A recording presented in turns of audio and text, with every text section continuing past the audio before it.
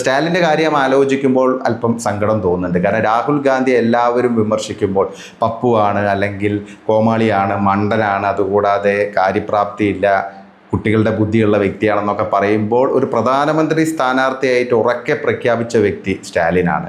ആ സ്റ്റാലിനെയാണ് പെട്ടെന്നൊരു മാറ്റം വന്നപ്പോൾ താൽക്കാലിക ലാഭത്തിന് ഒരു 2 മന്ത്രിസ്ഥാനത്തിന് വേണ്ടി ബാക്കിൽ നിന്ന് കുത്തിയിരിക്കുന്നത്.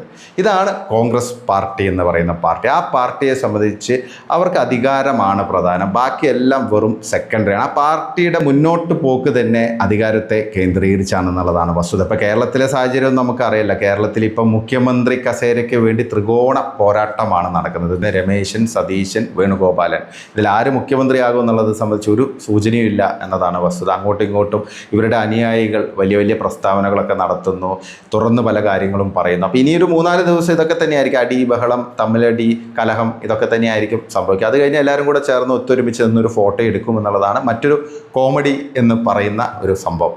ഇതൊക്കെയാണ് സാഹചര്യം. അപ്പോൾ കോൺഗ്രസ് എവിടെ അധികാരമുണ്ടെങ്കിൽ അവർ സ്വാഭാവികമായിട്ടും ആ രീതിയിൽ അവരുടെ നിലപാടൊക്കെ മാറ്റും. യാതൊരു തരത്തിലുള്ള എത്തിക്സോ അല്ലെങ്കിൽ വന്ന വഴി ചിന്തിച്ച് മുന്നോട്ട് പോകുന്ന, അല്ല വന്ന വഴി മറക്കാതെ മുന്നോട്ട് പോകുന്ന ആളുകളൊന്നല്ല.